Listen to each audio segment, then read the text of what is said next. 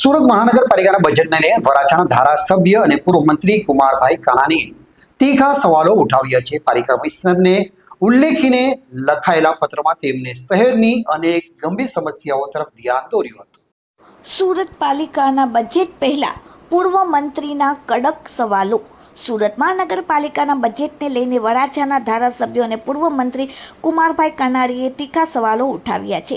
પાલિકા કમિશનરને ઉલ્લેખીને લખાયેલા પત્રમાં તેમણે શહેરની અનેક ગંભીર સમસ્યાઓ તરફ ધ્યાન દોર્યું છે. પૂર્વ મંત્રી કુમાર કાનાણીએ ખાસ કરીને બસોમાં મહિલાઓની સુરક્ષાના મુદ્દે ચિંતા વ્યક્ત કરી છે.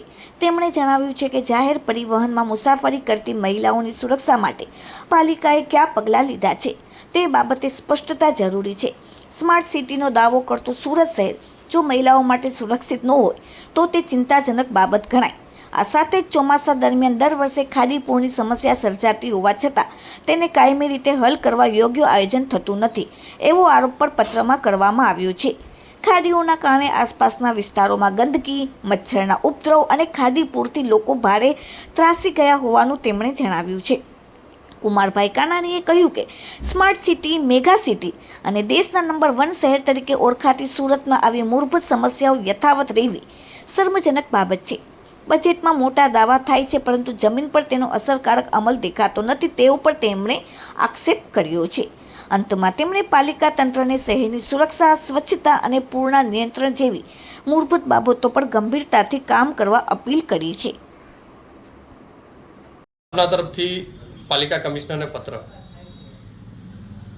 સુરત મહાનગરપાલિકા મ્યુનિસિપલ કમિશનરે જે ડ્રાફ્ટ બજેટ રજૂ કર્યું છે એની અંદર કમિશનરશ્રીએ સુરતને world class happy healthy city બનાવવાની વાત કરી છે.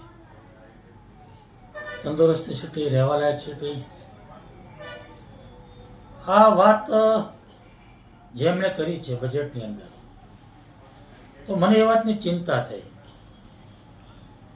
કે રહેવાલાયક સિટી તો ક્યારે બનશે.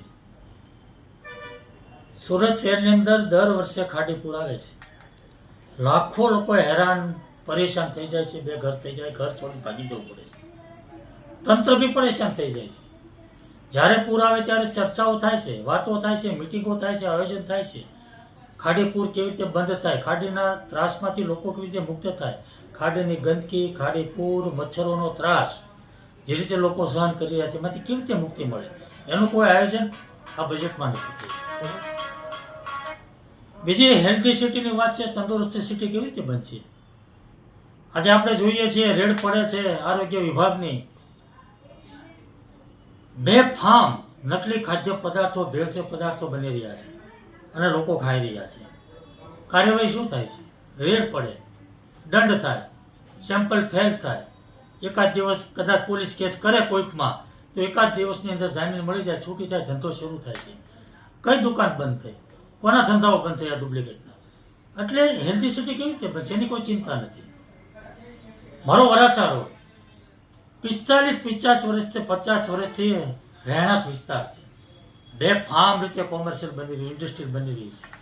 જ્યાં લોકો 45-50 વર્ષથી રહે છે એની અંદર ગોડાઉનો બને, ઇન્ડસ્ટ્રી બને, દુકાનો બને, કારખાનાઓ બને. કેવી રીતે લોકો રહે છે? આજે વરાછા રોડને લોકોને વરાછા રોડ છોડીને ભાગી જવું પડે એવી પરિસ્થિતિ નિર્માણ થયું છે. કોના પાપે થયું છે? લોકો કેવી રીતે સુખીથી રહી શકશે? કેવી રીતે રહેવાલાયક સિટી બનશે? અમારો પ્રશ્ન. મહિલા સુરક્ષાની વાત થઈ છે. પિંક ટોયલેટ મહિલા સુરક્ષા માટે સારી વાત છે, કંઈ વાંધો નથી. પરંતુ વર્ષોથી હું કહું છું કે સુરત મહાનગરપાલિકાની ચાલતી BRTS બસ અને સિટી બસની અંદર મહિલાઓની સુરક્ષા નથી. અનેક વાર છેડતીના બનાવો બને છે, વિડીયો વાયરલ થાય છે. તો મેં અનેક વાર કીધું છે કે મહિલાઓ માટે બસ અલગ હોવી જોઈએ. એમાં કોઈ મહાનગરપાલિકાને ₹1નો ખર્ચો નથી. કામરેજથી સ્ટેશનના રૂટની 50 બસ ચાલે છે, 10 બસ એમાંથી મહિલાઓની બનાવવાની છે, મહિલાઓ માટે અલગ. એમાં કંઈ ખર્ચો નથી, કંઈ નથી, છતાં પણ થતું નથી. મહિલા સુરક્ષાની વાતો કેવી રીતે થાય છે? ખાલી ટોયલેટ બનાવતી મહિલાઓની સુરક્ષા બની છે. તો આ વાત જે મારી છે, જે મુદ્દાઓ છે એ બજેટની અંદર સમાવેશ નથી થયો.